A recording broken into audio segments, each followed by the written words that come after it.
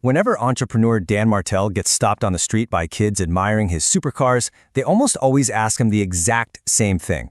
What do you do? But his answer? It totally flips the script. He tells them that achieving multi-millionaire success is fundamentally about subtracting negative habits, not constantly adding new ones. Basically, to level up, you actually have to quit. So let's dive right into this. It's not what I do, it's what I don't do. Flipping the traditional hustle culture narrative on its head is literally the very first step to getting ahead. See, hustle culture constantly tells us to do more, right? Add more, say yes to more, pack your schedule. But the reality is, success leaves clues in the things we actively choose to eliminate from our lives. We have to create the space first before we can fill it with the right things. All right, let's get into section 1, environment. It's time to audit your inner circle. Martell shares this deeply relatable story about a buddy he'd known all the way back since elementary school. One day, it just hit him. This friend only ever called when he needed a huge favor, when he wanted to borrow money, or honestly, when he was just bored. He never called to celebrate a win, he never offered an ear during a tough time. The guy was a total energy vampire. And Martell realized, just because he sat next to this guy in 4th grade math class didn't mean he was obligated to be friends with him for life. And this brings us to what he calls a friendventory. You need to aggressively audit your relationships and cut out the people who only want things from you instead of wanting more for you. Because when you say no to an energy vampire, you're actually freeing up the space to eventually say yes to a truly supportive friend. Think about it like this. You simply cannot outwill a bad circle. The truth is, your environment sets your internal thermostat. You could have the most incredibly positive, burning hot attitude in the entire world, but if you're shoved inside a commercial freezer, you're eventually going to freeze to death. Today's energy absolutely shapes tomorrow's reality. If the people around you are constantly dragging your temperature down, your positive attitude alone just won't be enough to survive.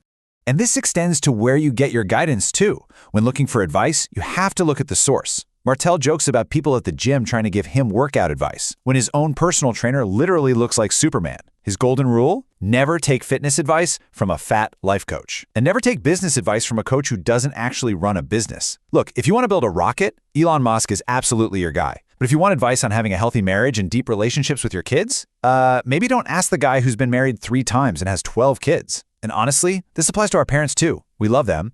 But if your parents haven't achieved the specific, massive goal you're aiming for, their advice is ultimately just a map to exactly where they ended up. If you want to be an Olympic athlete, you need to be talking to someone who's actually been to the Olympics. Moving on to section 2, ownership. How to take back your control.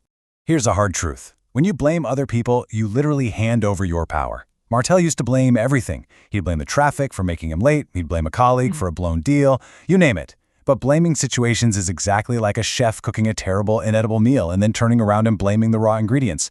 It completely strips you of your ability to control the outcome. Sure, you can't always control what happens to you, but you possess absolute, total control over how you respond. And mastering that emotional response is a massive predictor of your future success. Now, picture your commitments as items shoved into a heavy backpack. When Martell was first starting out, he was terrified of missing out on opportunities, so he just said yes to absolutely everything. But think about it. If you just keep tossing heavy items into a backpack without ever taking anything out, eventually you're going to collapse under the weight. Saying yes to every single opportunity just guarantees you'll inevitably do everything poorly. As Steve Jobs once said, sometimes the most productive thing you can possibly do is just say no. Let's be real.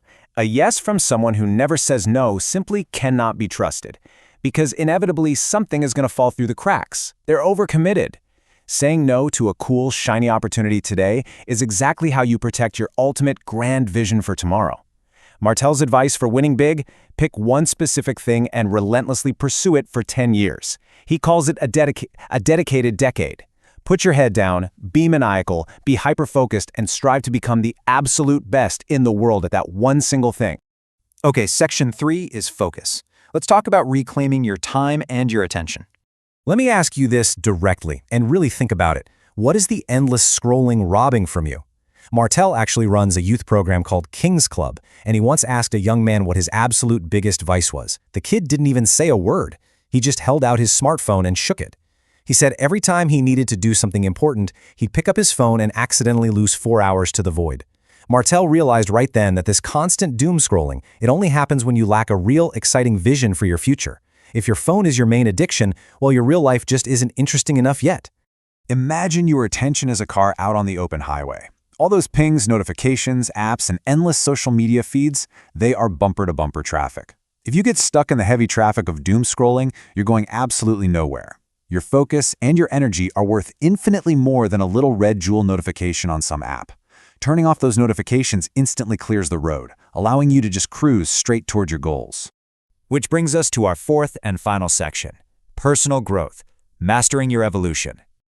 Early in his career, Martel used to just speed read through books so he could check them off a list, mostly just because people told him he had to read them. But the true value of a book is the application of the knowledge, right? Not just the act of consuming it. So he developed what he vividly calls the JFDI muscle, the just effing do it muscle. The rule is simple. As soon as you read to unlock a specific skill, you must execute it instantly. And even better, start teaching others what you just learned. When you read with the intention of having to teach it later, I promise you, your brain absorbs the material completely differently. This right here is the fundamental difference between intentional learning and what Martel playfully calls shelf help. What you actually want is just-in-time learning. That means acquiring specific knowledge only when you're actively stuck and need to solve an immediate problem.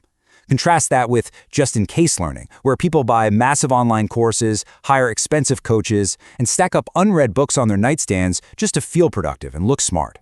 Don't be a collector of unapplied knowledge. Stop, study, and then actually execute. And when it comes to that growth, who are you actually measuring yourself against right now? Because comparing yourself to people your own age or other folks in your city is a surefire recipe for depression. You're always going to feel like you're behind or moving too slow. But here's the thing.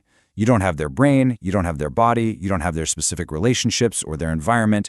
Your only real competition is becoming just 1% better than you were yesterday. Because 1% compounded daily over a year or over a whole dedicated decade will completely change your life.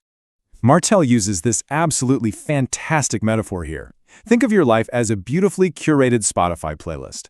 Comparing your unique experiences, your challenges, and your distinct tastes to someone else's totally ignores what makes your life authentically yours. Everything you might be insecure about right now, the sound of your voice, your specific background, your weird little quirks, that is exactly what makes you memorable. Trying to be a carbon copy of someone else just steals your potential to stand out in a world that desperately craves authenticity. Look, Dan Martel has been in business for 27 years. If you are just 3 years into your journey, why on earth would you compare your Chapter 3 to his Chapter 27? It makes no sense. You have to embrace your own unique timeline. Step entirely out of the comparison trap. Quit the energy vampires, drop the heavy commitments from your backpack, silence the digital traffic on your phone, and start actively building your own success story chapter by chapter. So I'll leave you with this. What is the very first thing you can subtract from your life today to get closer to your ultimate goal?